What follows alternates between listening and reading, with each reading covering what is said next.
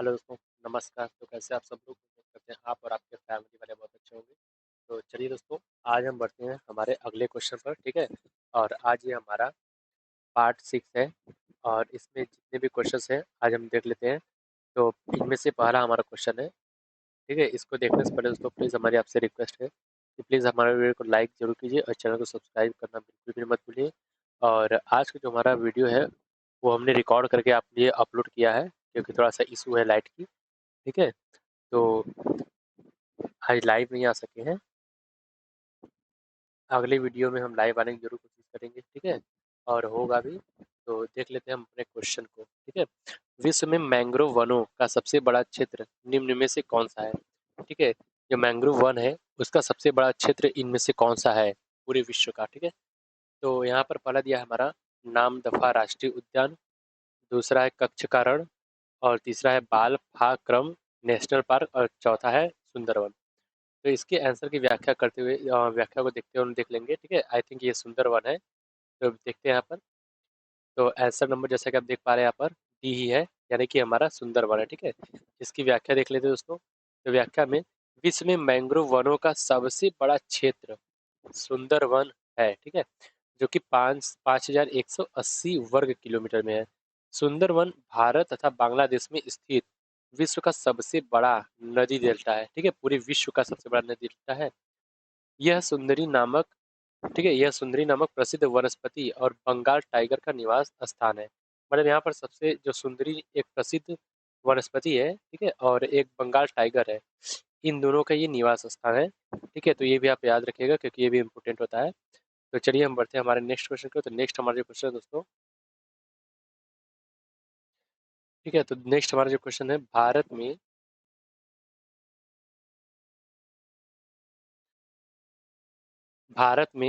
ठीक है, भारत में निम्नलिखित में से कौन से राज्य में सर्वाधिक क्षेत्र मैंग्रोव के तहत है, ठीक है। इनमें से जो भारत है, भारत में जो राज्य है, ठीक है, किस राज्य में सर्वाधिक क्षेत्र मैंग्रोव के तहत है, ठीक है। तो गुजरात दिया है, आंध्र प्रदेश, महाराष्ट्र, पश्चिम बंगाल। तो इसको देख लेते हैं, ठीक है। यहाँ पर अभी मैंने आपको पढ़ाया, ठीक है। सबसे वो तो पूरे विश्व का सबसे बड़ा मैंग्रोव क्षेत्र हमारा जो है अ, आपका पश्चिम बंगाल में ही है, ठीक है। जो हमारा है सुंदरबन, वो पश्चिम बंगाल में ही पड़ता है, ठीक है। तो इसके आंसर में भी आप देख रहे हैं कि आंसर नंबर डी, यानी कि हमारा पश्चिम बंगाल सही है। इसकी व्याख्या देख लेते हैं दोस्तों। व्याख्या देखना बहुत कंपलसरी है, ठीक है। मैंग्रोव वनस्पतियां समुद्र तटीय, ठीक है, ये समुद्र तटीय और निम्न डेल्टाई क्षेत्रों में विकसित होती है, ठीक है। ये भी आप याद रखिए, ये भी इम्पोर्टेंट है। और इन क्षेत्रों में ज्वार के कारण समुद्र में स्थित लवण स्थलों पर पहुंच जाते हैं, यहाँ पर आ जाते हैं, जो स्थलीय मृदा को दलदली और लवड़ी बना देते हैं, ठीक है। इससे जो मृदा है वहाँ की वो लवड़ी और दलदली हो जाएगी। और इसी कारण मैंग्रोव वनस्पतियों को दलदली तथा लवड़ी वनस्पति भी कहा जाता है, इसी की वजह से, क्योंकि वहाँ पर वो ग्रो करते हैं, ठीक है। इन वनस्पतियों का सर्वाधिक विस्तार पश्चिम बंगाल राज्य में पाया जाता है, ठीक है। तो ये हमारा हो गया आंसर का व्याख्या। चलिए अब बढ़ते हैं अगले क्वेश्चन पर। तो अगला हमारा जो क्वेश्चन दोस्तों, इसको भी अच्छे से देख लेते हैं। भारत में, ठीक है, को आमतौर पर ज्वारीय वन के रूप में माना जाता है। किसको ज्वारीय वन के रूप में माना जाता है? पर्वतीय जंगलों को, जो कि पर्वत पाए जाते हैं वहां पर तो ज्वार आएगा नहीं, ठीक है, ये आई थिंक कट है। रेगिस्तान में ज्वार आएगी नहीं, ठीक है। शुष्क भूमि पर आएगी नहीं। झील, इसका आंसर आई थिंक झील है, ठीक है। तो इसको देख लेते हैं हम, इसके आंसर को। झील है, ठीक है। यहाँ पर ज्वार भाटा आता है। शुष्क मतलब ड्राई होता है, ड्राई लैंड्स, तो यहाँ पर तो आएगी नहीं। हमारा आंसर यही आई थिंक करेक्ट है। तो देखिए दोस्तों, जैसे कि आप देख पा रहे हैं, ठीक है, डी ही हमारा करेक्ट है। तो इसकी व्याख्या देख लेते हैं।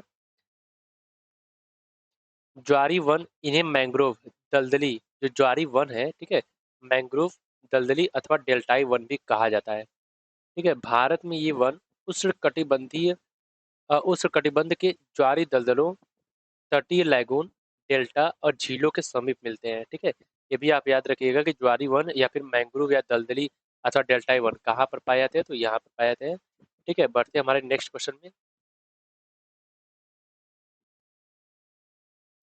तो नेक्स्ट हमारा जो क्वेश्चन है, सुंदरवन विश्व के टाइडल हेलोफाइटिक फिर स्पेस है जंगल का सबसे बड़ा एकल ब्लॉक है। तो इनमें कौन सी जंगल है? ठीक है, मैंग्रोव है, ये है, ठीक है, मार्श, ये आपको अभी जस्ट बताया गया है, ठीक है, कि मैंग्रोव है, इसके आंसर की व्याख्या हम देख लेते हैं दोस्तों। बहुत ही इम्पोर्टेंट, देखिए ये इंपॉर्टेंट है, ठीक है। सुंदरवन से जितने भी रिलेटेड क्वेश्चन है सब इम्पोर्टेंट है। तो आपको आंसर नंबर सी यहाँ पर देखने को मिल जाएगा, करेक्ट है। सुंदरवन विश्व के, ठीक है, जो सुंदरवन है वो विश्व के टाइडल हेलोफाइटिक मैंग्रोव वन का सबसे बड़ा एकल ब्लॉक है। मैंग्रोव क्या होते हैं? ये वे पेड़ पौधे होते हैं जो खारे पानी के तटीय क्षेत्रों में पाए जाते हैं, ठीक है। ये उष्णकटिबंधीय और उपोष्णकटिबंधीय क्षेत्रों में भी मिलते हैं। देखिए सीधी सी बात है, जो हमारा ये मैंग्रोव है, ठीक है, मैंग्रोव ये खारे पानी जो होते हैं ना जहाँ पर, ठीक है, खारे पानी का अगर कोई मान लीजिए वाटर बॉडी है तो उसके ये बैंक किनारे पर पाई जाती है, ठीक है। इतनी बात आप याद रखिएगा हमेशा कि जो मैंग्रोव है वो कहाँ पर पाए जाते हैं, तो जो खारे पानी है वहाँ पर पाए जाते हैं। बढ़ते हम अपने नेक्स्ट क्वेश्चन को। तो नेक्स्ट हमारा क्वेश्चन दोस्तों, अंतरराष्ट्रीय जैव विविधता दिवस, ठीक है, अंतरराष्ट्रीय जैव विविधता दिवस यानी कि इंटरनेशनल बायोडाइवर्सिटी डे किस तारीख को मनाया जाता है? तो यहाँ पर दिया है आपका ऑप्शन, ठीक है। इनमें देख लेते हैं हमारा कौन सा ऑप्शन करेक्ट है। तो देखिए दोस्तों 22 मई आपका करेक्ट है, यानी कि हमारा ऑप्शन नंबर, ठीक है, डी बी करेक्ट है। तो ये हो गया, ठीक है। अब बढ़ते हैं हम अपने नेक्स्ट क्वेश्चन के। तो नेक्स्ट हमारा जो क्वेश्चन है दोस्तों, इनको भी देख लेते हैं। तो यहाँ पर 1982 में भारत सरकार द्वारा निम्नलिखित में से किसे, ठीक है, किसको समुद्री संरक्षण के लिए समुद्री राष्ट्रीय उद्यान घोषित किया था? कच्छ की खाड़ी, ये समुद्र के किनारे है, ठीक है। मन्नार की खाड़ी ये भी है, माहिम की खाड़ी और खंबात की खाड़ी। तो देख लेते हैं इनमें से कौन सा ऑप्शन हमारा करेक्ट है दोस्तों, ठीक है। तो हमारा ऑप्शन नंबर ए यानी कि, ठीक है, ऑप्शन नंबर ए यानी कि कच्छ की खाड़ी ये करेक्ट है। तो एक बार इसकी व्याख्या देख लेते हैं हम लोग। गुजरात के जामनगर में, ठीक है, जामनगर एक जिला है, वहां पर कच्छ की खाड़ी के दक्षिणी तट पर स्थित मरीन नेशनल पार्क, ठीक है, हिंदी में यहाँ पर नाम दिया हुआ है, भारत का पहला राष्ट्रीय जो समुद्री राष्ट्रीय उद्यान है, ठीक है, ये सबसे पहला नेशनल पार्क है, ठीक है। और इस समुद्री राष्ट्रीय उद्यान को इतने में ना जो हमारा 1982 है, इसमें भारत सरकार द्वारा समुद्री संरक्षण के लिए समुद्री राष्ट्रीय उद्यान घोषित किया था, ठीक है। यह गुजरात के वन विभाग द्वारा संचालित है। इसे कौन संचालित करता है? गुजरात का जो वन विभाग है। और यह प्रवाल शैल माला से आवृत है, ठीक है। ये भी आपको इम्पोर्टेंट पूछा सकता है। तो बढ़ते हैं हम अपने नेक्स्ट क्वेश्चन की ओर। तो नेक्स्ट हमारा जो क्वेश्चन है, ठीक है, बायोलॉजिकल हॉटस्पॉट की मुख्य विशेषता निम्नलिखित है। तो जो बायोलॉजिकल हॉटस्पॉट है उसकी क्या मुख्य विशेषता है, ठीक है, ये बतानी है। तो इसको देख लेते हैं क्या क्या आंसर हो सकता है। स्थानीय फूलों के पौधे और उनसे उनमें से जुड़े खतरे, ठीक है, ये है। या फिर वनस्पतियों और जीव की विविधता है। तो मैं बताया हॉट स्पॉट, ठीक है, बायो से रिलेटेड जीवन से लॉजिकल हॉट स्पॉट। हमें लगता है कुछ आपका आंसर नंबर जो है यही करेक्ट है, ठीक है। एक बार देखते हैं। या फिर कुछ प्रजातियों की फिलहाल विलुप्तता की स्थिति, बायोलॉजिकल हॉटस्पॉट, ठीक है दोस्तों, कुछ प्रजातियों की फिलहाल विलुप्तता की स्थिति बन बन जाती है उसके लिए। और डी हमारा ऑप्शन है विविध जीन कुंड की उपलब्धि, यहाँ पर जीन कुंड पाया जाता है, ठीक है। तो इसकी आंसर की व्याख्या देख लेते हैं हम लोग, ठीक है। तो यहाँ पर जो आपकी आंसर है दोस्तों, आंसर नंबर सी आपका करेक्ट है, ठीक है। इसको हम लोग देख लेते हैं एक बार। तो सी, ठीक है, आंसर सी आपका करेक्ट है। ऐसे स्थान जहाँ पर स्थानीय जातियों की अधिकता पाई जाती है लेकिन उन पर आवास विनाश, जो उनका रहने का जगह है उसका विनाश या जीव जातियों के अस्तित्व का निरंतर संकट बना रहता है ना, उसे हॉट स्पॉट कहते हैं, ठीक है। क्या कहते हैं दोस्तों? बहुत ही इंपॉर्टेंट क्वेश्चन, ठीक है। हॉट स्पॉट एरिया सुने होंगे आपने, जैसे कि मैंने पिछले वीडियो पढ़ाया था ना, वेस्टर्न घाट है, ये सब हॉट स्पॉट में ही शामिल हमारा, ठीक है। और जो हमारा हिमालय है, तो हॉट स्पॉट का मतलब होता है कि वहाँ पर स्थानीय प्रजातियों की अधिकता तो होती है लेकिन उनका जो आवास है, आवास स्थान वहाँ का उसका विनाश हो जाता है या किया जाता है, ठीक है। जीव जातियों के अस्तित्व पर हमेशा संकट बना रहता है, ठीक है दोस्तों। अर्थात जो बायोलॉजिकल हॉटस्पॉट है यह संवेदनशील क्षेत्र है, वो कुछ विशेष प्रजातियों की विलुप्तता की स्थिति को दर्शाता है, ठीक है। यानी ऑप्शन नंबर सी हमारा करेक्ट है। मानवीय प्राकृतिक कारणों से, ठीक है, मानव और प्राकृतिक कारणों से कुछ प्रजातियां आज विलुप्त की कगार पर है, ठीक है, on the verge of extinct.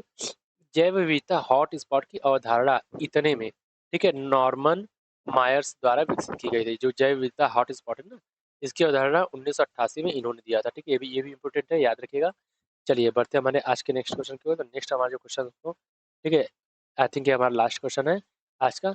तो नीचे दिए गए विकल्पों में से कौन सा विकल्प आर्द्र भूमि यानी वेटलैंड के संरक्षण और चिर अस्थायी प्रयोग हेतु अंतरराष्ट्रीय संधि है, ठीक है। तो बॉन्ड कारण मतलब किस संधि के अनुसार इसको वेटलैंड घोषित किया जाता है, ठीक है। ये हमारा रामसर साइट है, ठीक है दोस्तों। तो इसकी आप जानते हैं बहुत ही ज़्यादा ये न्यूज़ में रहता है, ठीक है। इसकी व्याख्या देख लेते हैं। तो रामसर सम्मेलन जो ईरान के शहर रामसर में हुआ था। रामसर एक शहर है ईरान में, ठीक है। वहाँ पर 2 फरवरी 1971 को संपन्न हुआ था। इस सम्मेलन के तहत रामसर संधि 21 दिसंबर 1975 को लागू हुआ, ठीक है। वैसे संपन्न तो यहाँ पर ये रामसर में रामसर सम्मेलन हुआ था, लेकिन इसको लागू किया गया 75 में, 4 साल लग गया, ठीक है। यह अंतरराष्ट्रीय संधि आर्द्र भूमि के संरक्षण एवं उसके चिर अस्थायी उपयोग के लिए बनाई गई, ठीक है। ये हमारा आंसर हो गया दोस्तों। तो प्लीज़ आप हमारे वीडियो को लाइक शेयर जरूर कीजिएगा और हमारे चैनल को सब्सक्राइब कर लीजिएगा और हमारे टेलीग्राम चैनल को ज्वाइन करना बिल्कुल मत भूलिएगा, ठीक है। हम आपको टेलीग्राम का लिंक अपने वीडियो में जरूर से देंगे। चलिए अब मिलते हैं हम अपने नेक्स्ट वीडियो में, ठीक है। तब तक के लिए बाय बाय, टेक केयर।